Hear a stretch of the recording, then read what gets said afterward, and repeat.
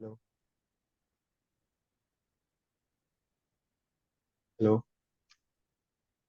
Hey,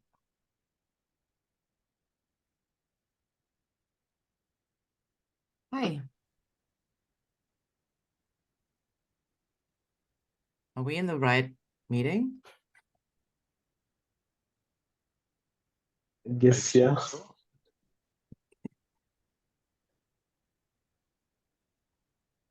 what makes you consider that we are not?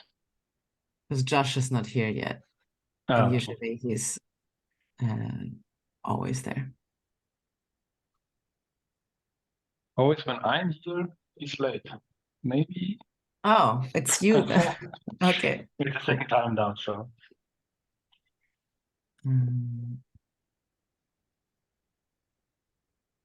Yeah, this is the right one. Okay. How are you all doing? doing I'm good. doing great. Where are you based? I'm based of India basically. And where you based of? I am in Amsterdam, in the Netherlands. That's great. And what about you? God? I'm from Germany. Oh, where in Germany are you? Uh, near Bielefeld. Bielefeld doesn't exist. I don't know where that is. Yeah, okay, so I'm you German know. as well. I'm German. Yeah. Yes, I think I remember you from the case in Amsterdam. I think we had Yeah. the same discussion. Did we? Did we have? Did I just also say that the Bielefeld doesn't? Okay, I only Yeah, have maybe. that one joke. It's the standard joke. Hi, Karina. And I always just say Bielefeld because that's what people know. I'm actually like half an hour away from Bielefeld, All right. but you wouldn't know where I really live. Minden, no one knows it.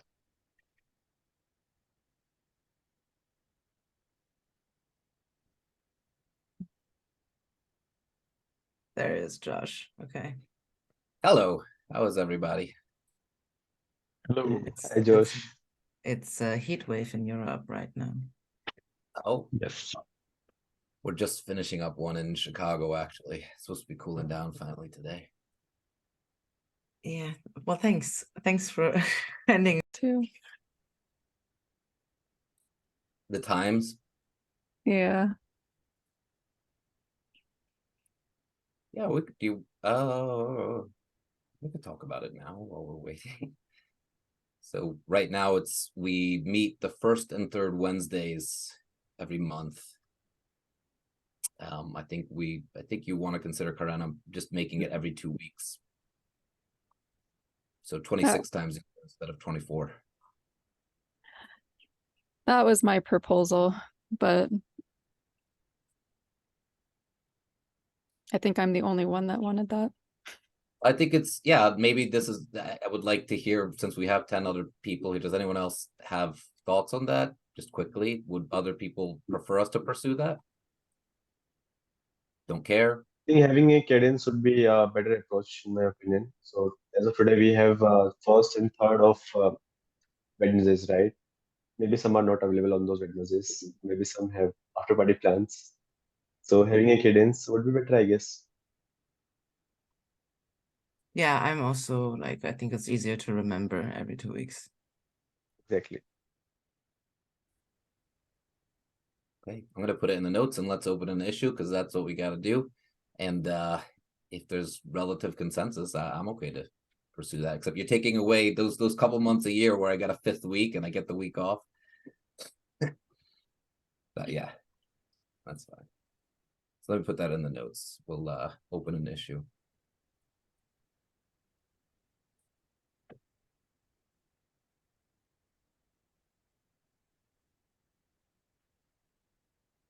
All right, so we're at 10:04. We've got Eloise here too. I think let's go ahead and get started. So the agenda, I pasted we are recording, right? Yes, good. I learned to check that. I should put a note in the notes.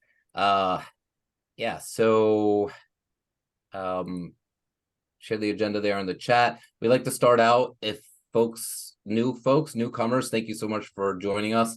We want to both learn from you and help you contribute. So if you want to just share less than 90 seconds, what your interest is and what your specialty is or something, we'd love to hear that.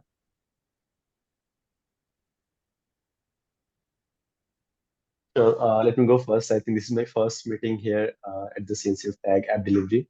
So, hey everyone, my name is Abhinav, and I'm working as DevOps engineer at Deftron INC. So it's everything around Kubernetes and everything around open source ecosystem. And by the way, I'm also CNCF ambassador, AWS community builder, leading the CNCG chapter lead at Delhi NCR here in India. So yeah, I'm free to talk about anything in Kubernetes ecosystem, and also I'll be presenting about the Silver Surfer, which we have proposed for Sandbox. Yeah, hey everyone. Thanks, Abhinav. Thank you. And I was also, yeah, I saw Silver Surfer. I'm like, I hope the person comes. So perfect. Thank you. Yeah. Anyone else who's new or wants to? Maybe I can say a few words in here already, like 2 times, if I remember correct. Talking about my tool, Clue CDL or Clue Cuddle, that I'm developing. Just got a new release out, and I'm just checking in to kind of announce that next time maybe I'm going to present a little bit about the new release and new features and stuff like that. I'm going to post a link, if that's okay, to the current release. Alex, And right? Is your name yeah, Alex? Yeah, I just tried to change my name to not just be my nickname. That didn't work out. So my name's Alex, yes. So here's a link to the new release. Next time I'm going to present something. And I'll try to change my name again. Sweet. So you want to talk to us about Clue Cuddle in 2 weeks? Yeah. Yeah. Okay. We'll start the agenda for next time. I think that's fair. Are you planning to submit it again to Sandbox? Not yet. I first have to grow user base and adopt contributors. It's still the same situation. Because that I won't try it again. Cool. Well, thank you. Yeah, and I love that you're gonna come talk to us about it. You know, we're happy to give people, 10 minutes or so or a little bit to talk about their stories, talk about stuff. It's got to be open source, and ideally we'd love if it was on its way to CNCF. But yeah, that'll be great. Looking forward. Yeah, and that was kind of what I was going to wrap up this introduction part. Like we want to give people a chance to like share significant stories in like 2 minutes. So if people want to, share at the beginning of a meeting in the future, we'd love that. And user stories. Okay. Moving on. If anyone else wants to speak up now, override me right away. I'm gonna move on. Next thing is status updates. So I wanted to check in. I think Karena, you're doing one. I think Thomas Schutz might be doing one, and Colin Griffin, maybe. How's that going? Are you feeling like you're getting what the talk was asking for? Are we on track to, I think they want to know by September 18th. That's the next talk meeting about these. Well, that's good to know because I thought it was September 8th. So I guess one thing is Alois, are you still doing the 4th one, or would you like me to take that one too? You mean Porter? I have not started yet, but my plan is to take care of Porter, yes. Okay. I just need to, actually that was a good reminder for me today to get started on this one. I need to reach out to the Porter community to find who's taking over from the previous review. Yeah. Yeah, Alois, actually Sarah Christoph, she joined our platforms meeting yesterday, and I find that, and she also chimed in on the Tag App Delivery channel. It says Porter maintainer at MSFT. So she's a little higher on the second to last message on our channel right now. So Oh, if okay, then you- I'll check in. Yeah, I'll take this and check in with her in the review. Cool. So Colin and Thomas and we've been meeting about the project reviews, so I'll add you to that, Eloise. Sounds good.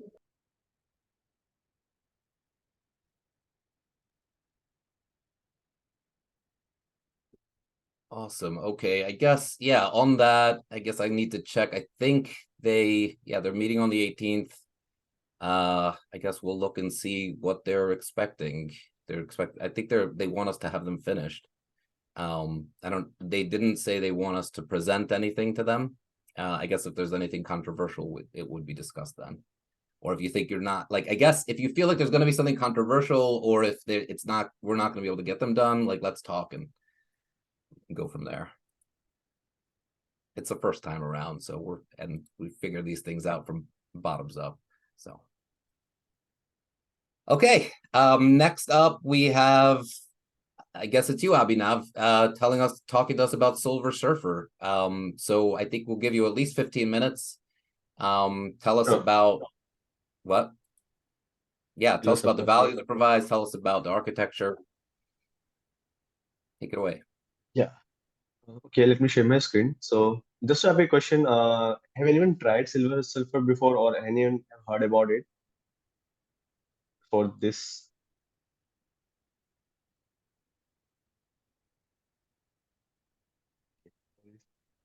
No, you not heard about it. Okay, so Silver Surfer, uplifting the game of Kubernetes cluster upgrades. So what is Silver Surfer exactly?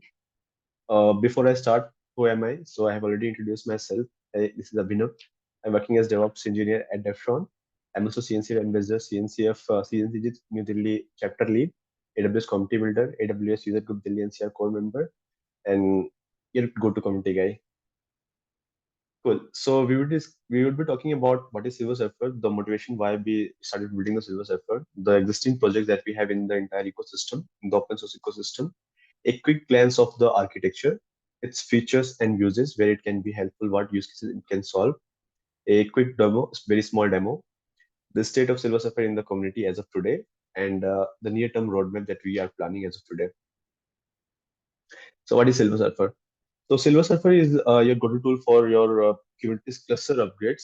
It checks the compatibility of your API versions with the current Kubernetes cluster to the target Kubernetes cluster where you want to upgrade your Kubernetes versions. And it gives a migration path for all the objects which are there in your Kubernetes clusters. Okay, now let's talk about the motivation why we build.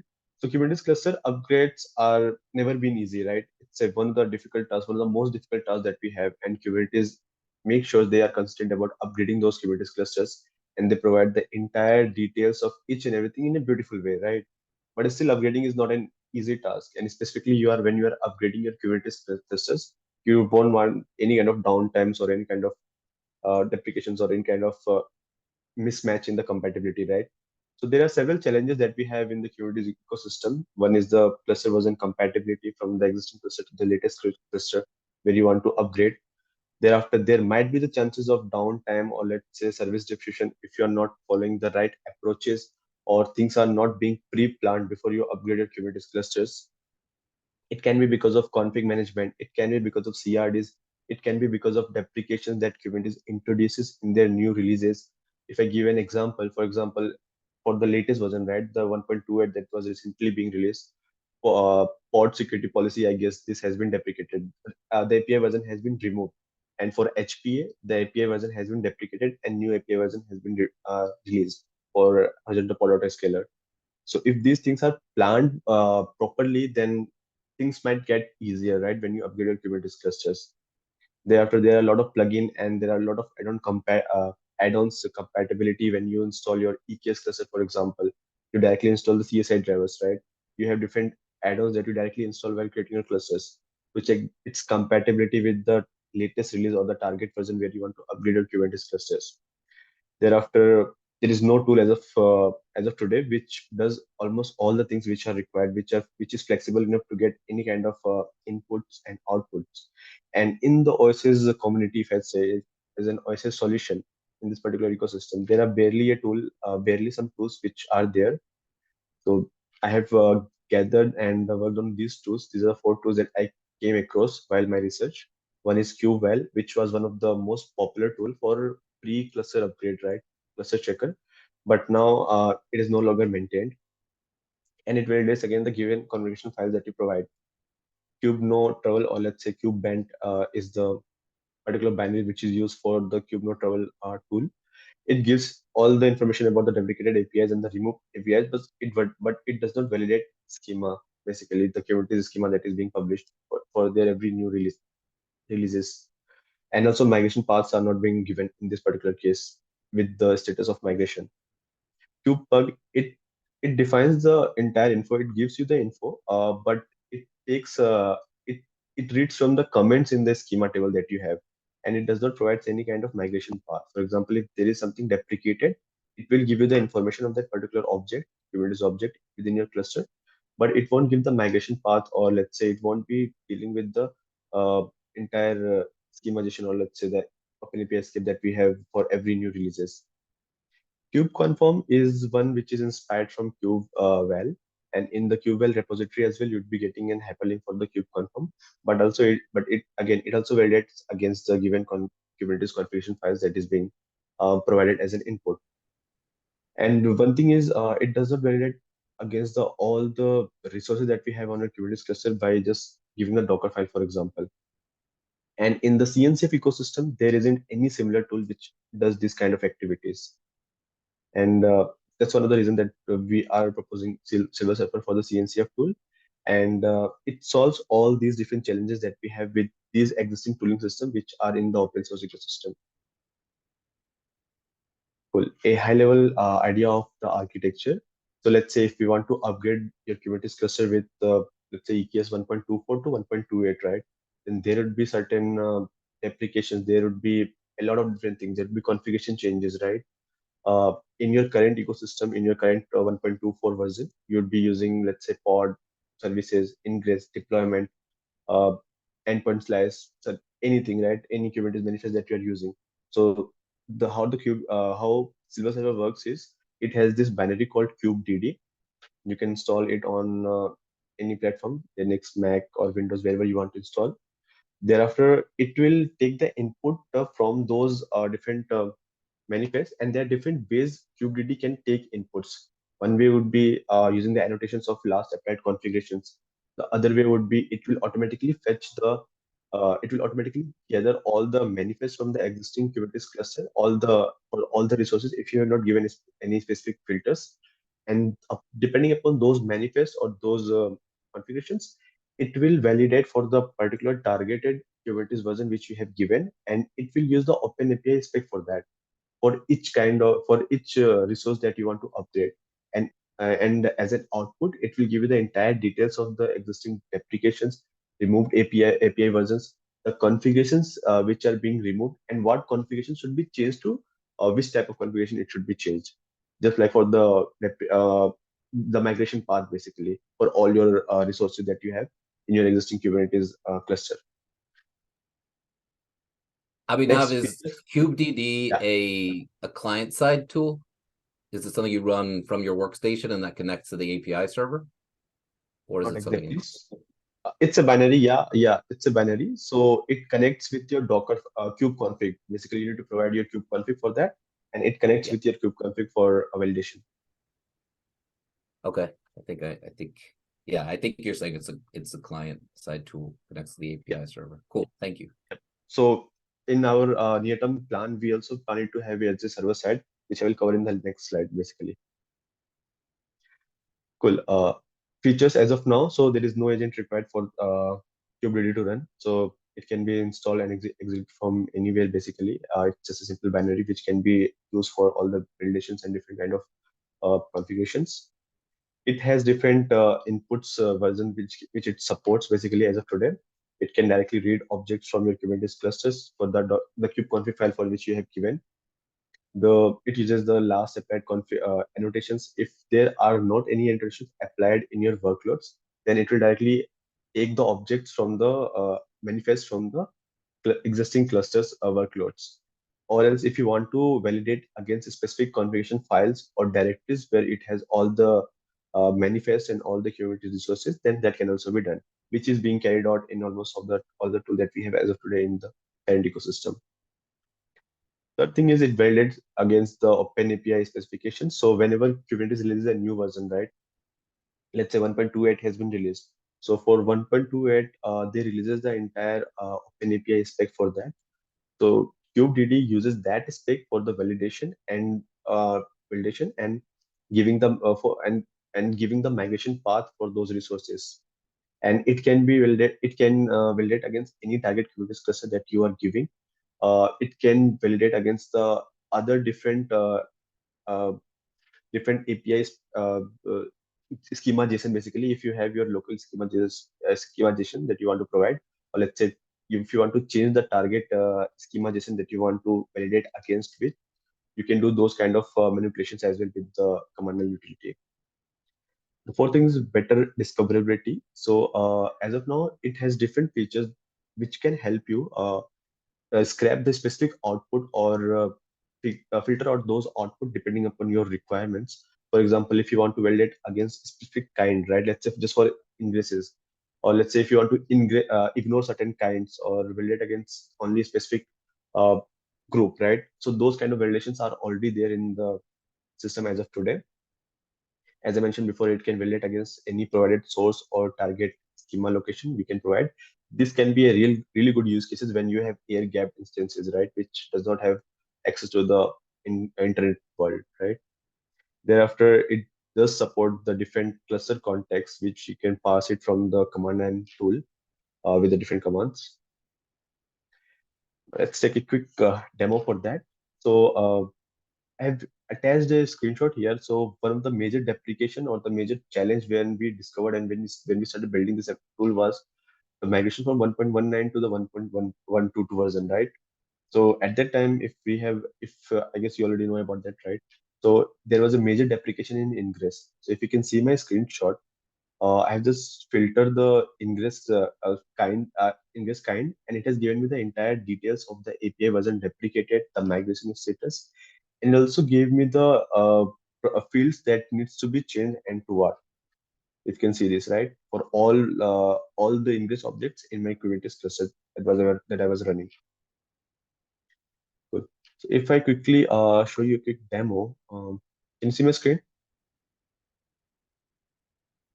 Can you see my terminal basically? Yep. Oh no, I don't see a terminal. Can you see my terminal? I think I might have to reshare my screen, or should I give the demo at the end? Will that work? Sure, whatever works for you. Yeah, that's great. Let me complete the slide first. Cool. So it's community presence as of today. So as of today, we haven't been aggressively marketing Silver Surfer as for long. As of today, we have 254 stars, which is all across the globe. 7 contributors we have as of today for the Silver Surfer community. The latest release was on the 1st August, I think, so last 2 weeks back, I guess. Thereafter, issues, we have 6 open issues as of today. 12 issues are already being addressed and closed. For the pull request, we have 4 open PRs which needs to be validated and tested, and 12 PRs have already been closed as of today. So this is how the community is a bit small, but I guess this is one of the primary objectives of getting involved with the CNCF ecosystem, and that is what we are looking forward to, right? For better community collaborations and better engagement with the community, so that we can shape it in a way that everyone uses it and everyone we can incorporate everyone feedbacks and use cases which can make it stand out basically. And the near-term roadmap would be we have a couple of things in our mind that we would be working going further. So the first thing would be, as of now, none of the other tools that we have talked about, or let's say Silver Surfer itself, it does not generate the entire manifest for you for the target Kubernetes version. So this is one thing that we would be working on. So let's say if there are any deprecation, for example, latest release, HPA, right, horizontal pod autoscaler, the API versions have been deprecated and new versions has been introduced. So so going further with this feature, you'd be getting the entire manifest as well with all the applied configuration changes which are required to be done for your target Kubernetes cluster. This can be really helpful, and it can save a lot of time in terms of all the manual tasks that we are, or let's say anyone is doing as of today while cluster upgrades.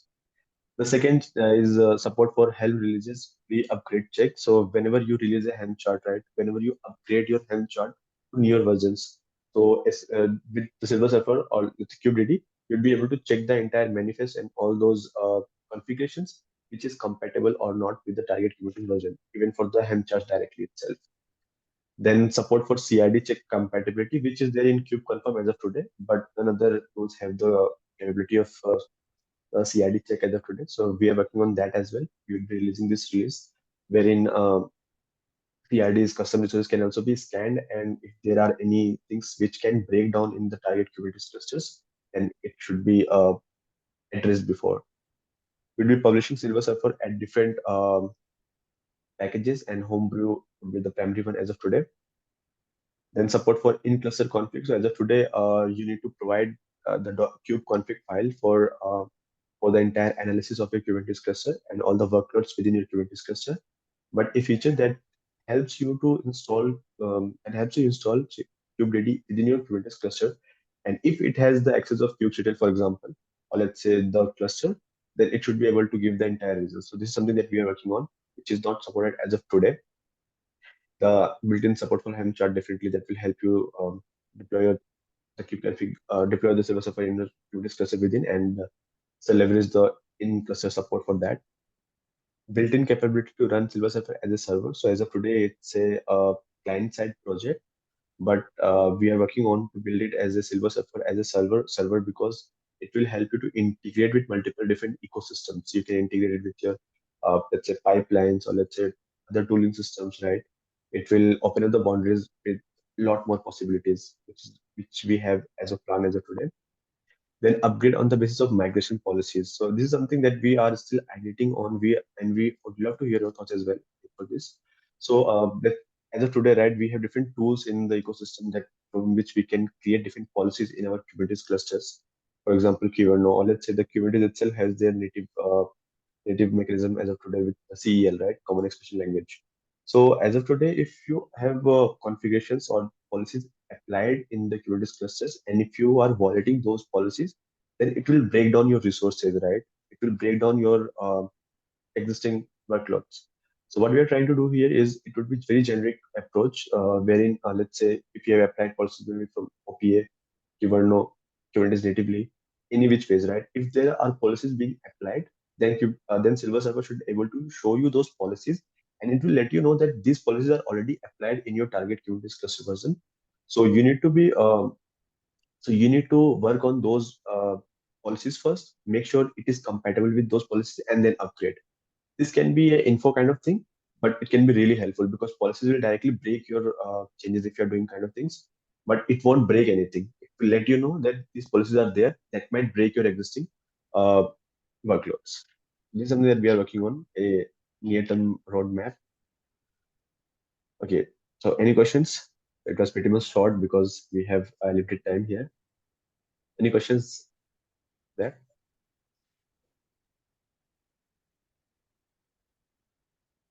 Maybe I can reshare my screen and I can show the demo as well meanwhile.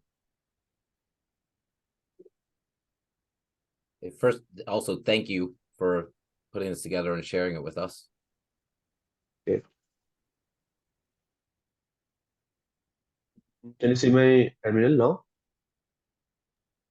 Yes, sir. Okay.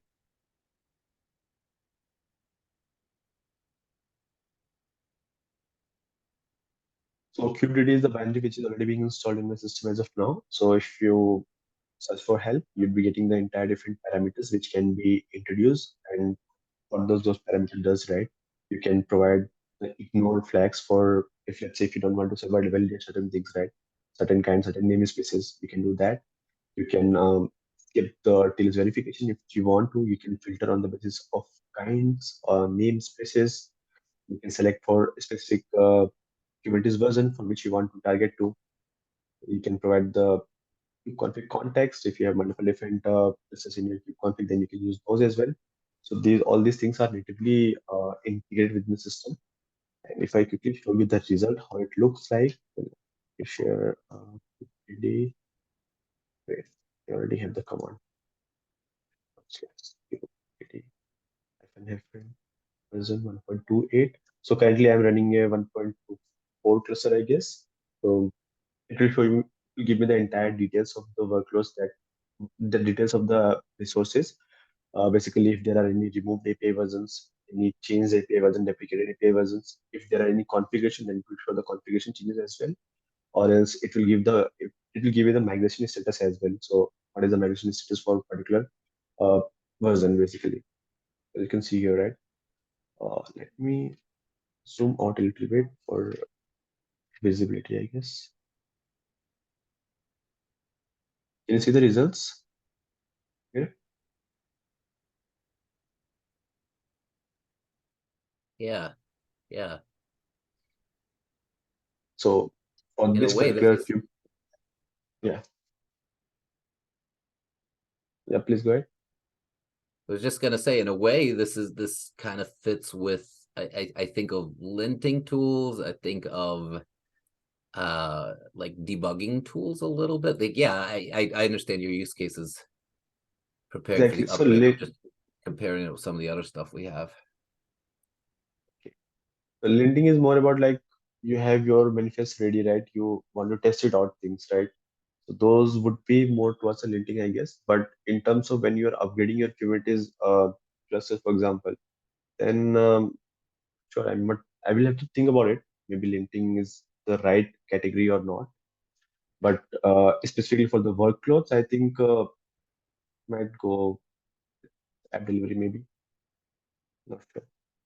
Yeah, I'm stretching it a bit. I'm thinking about things that might be similar that we have that call into the cluster, evaluate, current state of resources and help you address them. In this case, for upgrades. But yeah, that's what I guess I was thinking, is like you might evaluate them for other things too, like Exactly. misconfigurations or security. Exactly.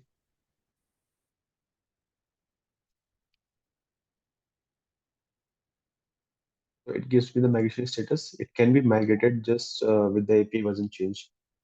And if there are any, let's say, parameters which are being removed, or let's say, if there are any new parameters that are being introduced, then it will give me those status as well here in the status migration status, that you need to fix those parameters first, then it can be migrated. But as of now, I don't think we have anything else to share. Can I ask a question? Sure. I wonder, how does it know if it can be migrated? Do you have kind of a matrix of compatible versions, or does it kind of simulate the migration between versions? No, it does not simulate the migration between the versions. So as I mentioned, right, whenever Kubernetes releases a new version, right, they publish the entire OpenAPI spec. So if I quickly show you in the GitHub repository, uh, maybe I might need to share my screen. So if I show you in the GitHub repository, we have mentioned the entire details of those API versions as well. This is the repository, right? So if I scroll down a little bit, then the entire OpenAPI spec is there. So it validates against these schemas which are being published for every releases that you have in Kubernetes. So it validates against those releases, those API spec basically.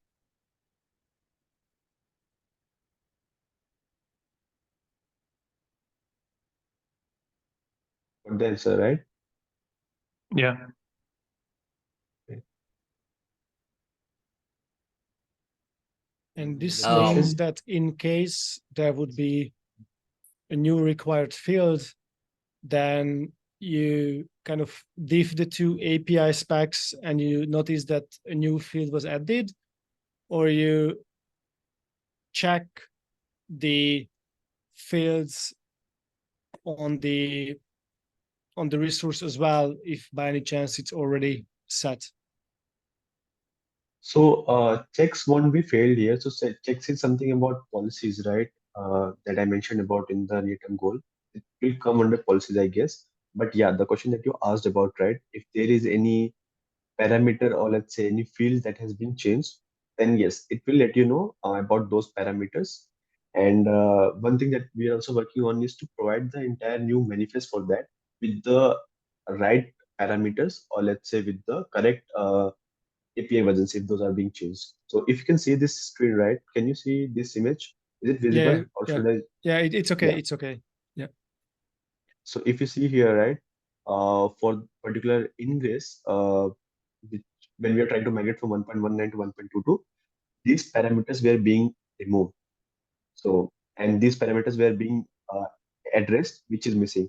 Basically, path type was being addressed, new in the new spec of ingress, right? Service port, service name were being removed. So it will give you the entire details of those migration path as well.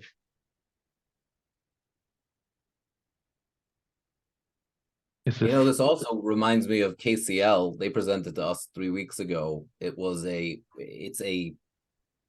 attempts to move schemas up to a generic layer and then evaluate them, you know, as applied in YAML, JSON, and, you know, all kinds of other places. I'm not saying that I'm just saying that, I guess, like in terms of where this would fit in, there's projects like that are considering coming. There's one called Eraser, which is also about the same state community wise, you know, about 250 stars and a limited number of contributors. And it also is kind of helping with a one-off cluster maintenance kind of thing. I'll share that here just in That's case. great. That's great. Yeah, I'm thinking about what the talk might ask about in this area. And I'm looking to you, Alois. What do you think about the scope of the project, community level? Yeah, I mean, honestly, I definitely see the value in what we're doing here. I think it needs obviously more. You could also add like more of those roles, and as like obviously the API grows, you would have to keep this up to date. So there's definitely, I think, a reasonable amount of contributors needed here. I was actually been wondering why something like this not like part of Kubernetes, like the Kubernetes project as a sub project, honestly, like an upgrade type of tool. Yeah. So I think it upgrade. depends on where you want to take this. Do you want to like also then to Josh's point, have other types of validation rules you might want to put in there that go beyond what you have in there right now, maybe for some platform engineering efforts where you want to forbid like use certain combinations or enforce certain constraints, or to focus purely on upgrades, because purely on upgrades, I would also present this obviously to the Kubernetes 6 as well. Kubernetes 6, I thought about a bit, but again, I was not sure if I'd be able to get that kind of community here with the CNCF that I'd be getting if it gets accepted.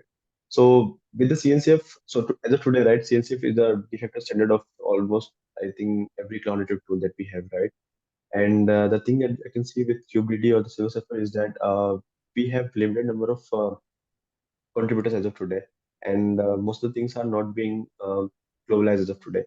So maybe with that, which I think we'll be able to target the entire cluster niche, and we can make it as a cluster upgrade tool itself.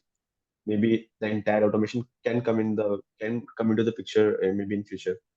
So as of now, that we are targeting the mostly around Kubernetes clusters only, and specifically to the cluster upgrades. I think there isn't any tool which is that niche as of today in the cloud native ecosystem. Linting tools are there. I think Data is also one of the linting tools that is uses to validate manifest based upon certain policy that you can set up, right? But not with the existing tools, but not with the entire Kubernetes resources that you have as of today in your Kubernetes clusters versus the one that you are trying to upgrade. So those kind of capabilities, I think, are very limited as of today in the CNCF project ecosystem. It's pretty interesting. It's almost like we're getting a bit of a toolkit, because I'm looking at Eraser, which it seems like a similar, very niche thing that it does well. That's great. I'm thinking like in the long term, it might not be great to have like 30 disparate projects that are doing one thing well, but maybe we think about, you know, a toolkit like that, and this would be a part of it, especially if it's client side. Exactly. I guess one thing that's going through my head, and I know this isn't, you know, this is up to us here in the tag also to think about, like, does that belong here in CNC at this level, or like Alois was saying, is it like part of the kubectl working group, the CLI working group in Kubernetes?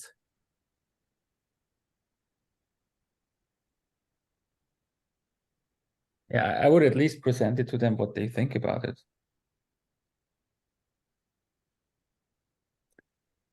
Okay.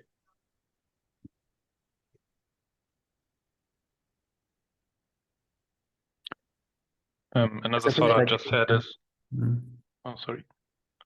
Another thought I just had is such a tool would also be quite useful as a library for existing tools that do deployments already. As an example, as I'm the developer of ClueCDL or ClueCuttle, I could use that to kind of combine that with dry runs that I do before to actually know if it's compatible or not, to do the CRD upgrade, for example. That can be done, I think, and with the server, with the capabilities as a server, I think the integration possibilities would be way more better, right? If it is being introduced as a server, then it can be integrated within the pipelines, or let's say if you want to integrate with any existing tooling system, then too it can be integrated for any kind of checks, or let's say compatibility issues that you want to check out. Yeah.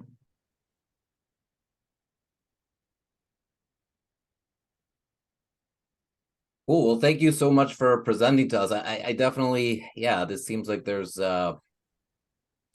around these smaller set of tools for Kubernetes that are coming through us. Yeah, let's think about how to. I think one of the benefits of being in Sandbox is supposed to be cross-pollination and facilitation. So let's, as more come in, I'm even thinking KCL is relevant here.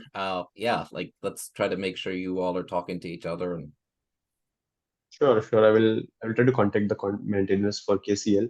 And other you mentioned about Razor, right? but The other tool that you mentioned about, which is working specifically on cluster upgrades, was Razor, right? Eraser, yeah, from the Okay. Microsoft folks. I'll try Yeah, to I'm almost take a in my look. head thinking like a periodic sync of CLI tool makers for Kubernetes, you know, having some sort of group around that, but it's early days.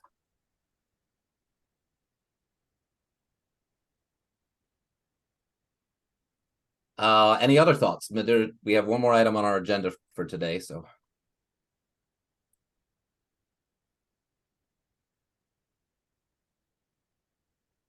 All right, well, thank you, Abhinav. We'll post the notes and things in the issue. We'll point the TOC to this. Sure. Yeah, and Just a question around Eraser. So I was just looking at the documentation which you shared, right?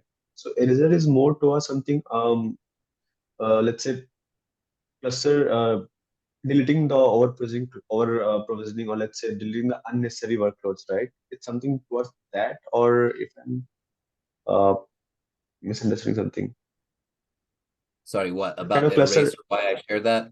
I wasn't necessarily saying you need to go talk to them. I'm thinking at the tag level, like Yeah, that would be in the same category of toolkits that help with Kubernetes day 2 operations. very true. And I'm just seeing a little bit of a trend there. So just sharing that with the group. But yeah, you do what you keep working in your space.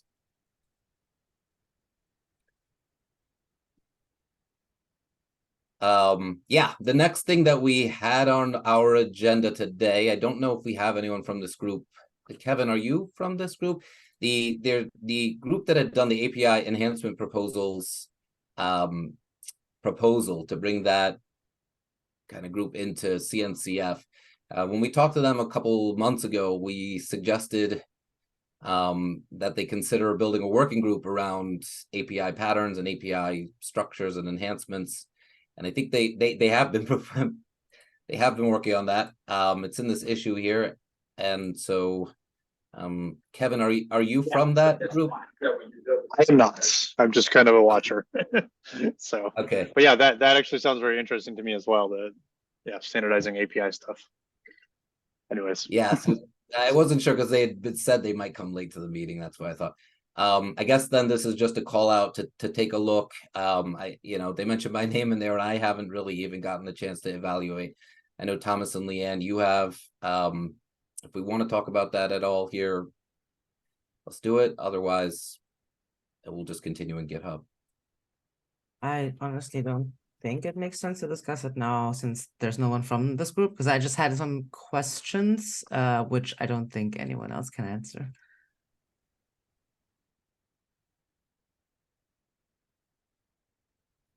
All right.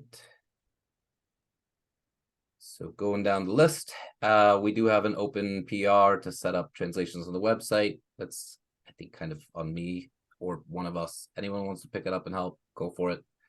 I will hope to, but yeah, takes a little while.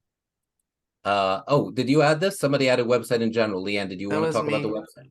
Okay. Yeah. So I actually thought that the that translation issue would be with me also, because I was doing stuff for the website, but you know what? I am fine if you want to take this on. No, I do not. That's great. Thank you.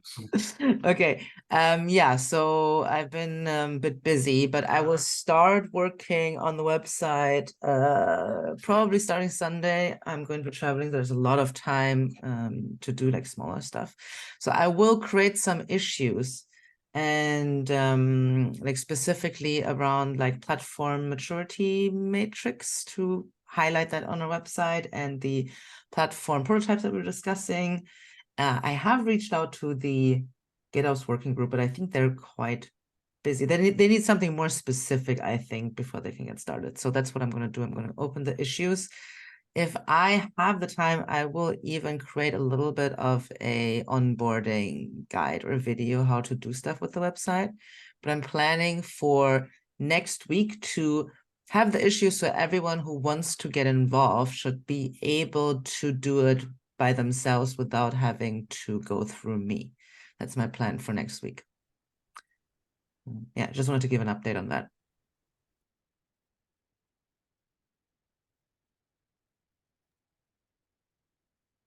Awesome. Thank you. Thank you for the work there.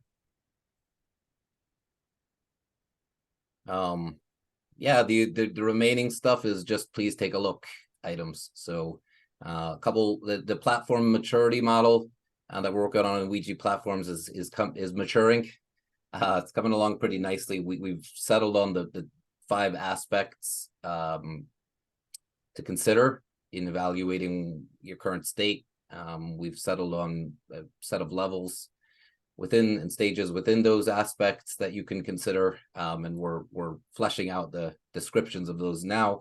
Hope to have that ready by KubeCon. The platform as a product, that's a new paper that another member of our group has just started sharing with everyone, where he wants to aid platform engineers seeking to deliver their platform as a product. Take a look at that and contribute and help out if you want.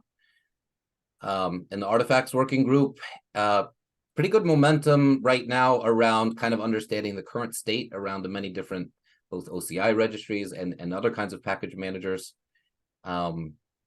Figuring out how to go next in finding synergies between those or establishing some standards. Yeah, and we opened the repo for them with some open issues if you want to check that out. That's all I got. Does anyone else want to? Josh, if there's nothing else, I just posted a link. I converted the PPT I have regarding operator survey into a Google Doc. I just want to, yeah, I'm not sure what next step yet, but I think, do you want to bring it up?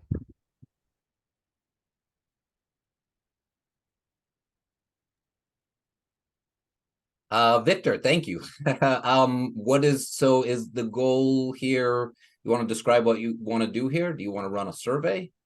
Is this towards the operator paper? Yeah. You want, okay, so you really want to write another operator paper, or is that the goal? not sure at this point. I know writing a whole new operator paper is a lot of work, but I really think at least the doing a survey is necessary. Let me share. Okay, can you see my screen now? Okay. So yeah, so I basically put in there. So this is the current charter for the platform team, right? So the platform group, working group, and so it's regarding. So there are several patterns. I just only include those that have operator in them because they're obviously related to operator. So I think just so if you look at, I know there at least on the artifact.io, I know most of the operators is probably actually on the operator hub.io, but from artifact hub.io, there's a lot more new organization added since the original white paper was created. So that means there's a lot more experience, that's not knowledge untapped about usage of operator, right? So, and then I added here, there's some like anti-patterns on, when I shouldn't even use operator, right? So I guess I wish to be able to create a survey so that we can actually tap those knowledge about the new experiences using operator, when it should be done, when it shouldn't, because I already know there are concerns about scalability using too much operator and all that good stuff. So, this is just one of the examples I can think of. Maybe having operator, what is the existing pattern, what kind of new pattern they suggest, like having a survey like that. I also reached out people who who have given presentation about operator patterns. And Joe Thompson, I think he's from HashiCorp.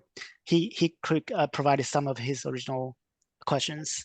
So I don't know if it can be part of a group or I think it's interesting to create some original survey so that we can actually get really the knowledge about what's going on with operator world, and should we even write operator, and when should we write it? It can be part of that the platform teams, because platform has a lot of momentum going on. So, and an operator could be part of that, right? What kind of operator, when you design a platform, should you consider operator, right? And what kind of operator best practices and patterns is out there? Yeah, so just a thought at this point.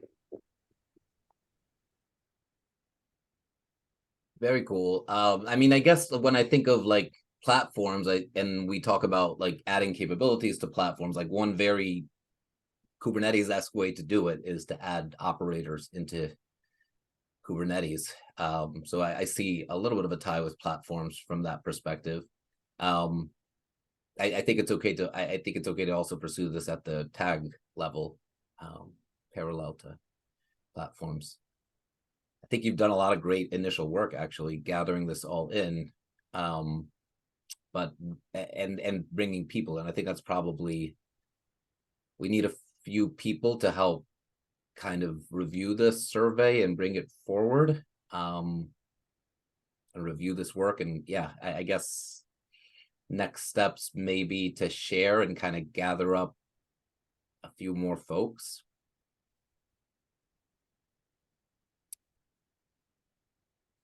Yeah, trying to think how we can move this forward.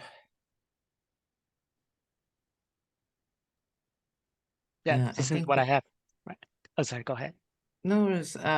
Let's start by asking in our own Slack for people to come and give feedback, and then this would be another thing that we could highlight on the website, also similar to the platform maturity model. It's not a matrix anymore, it's a model now, right? But Yeah. ultimately it does look like it makes the most sense to make it like a white paper, because that's a process that we already have experience with. We know how it works now, so that would be my first easy go-to. Yeah, exactly. And I like what you said, Leanne, like we want to share work in progress so people can be aware and begin to build up a community. There's a perfect kind of thing. It's pretty early day. The platform as a product paper is like this too. It's not going to be ready by KubeCon Chicago, but we could start, hey, we're working on this. Do you want to join our group and talk about it? That's kind of the stage it's at. Did we lose Victor? Oh no, there you No, are, Victor. Victor's So still here. does that work for you, Victor? Is that good Yeah. next steps? Share it Yeah. with everyone, get a little more comments. Leanne will find a way to share it on our site as we evolve that. It's a good way to build up momentum for these things.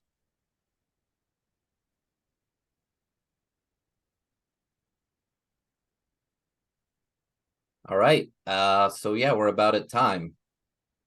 Anything else folks want to chime in?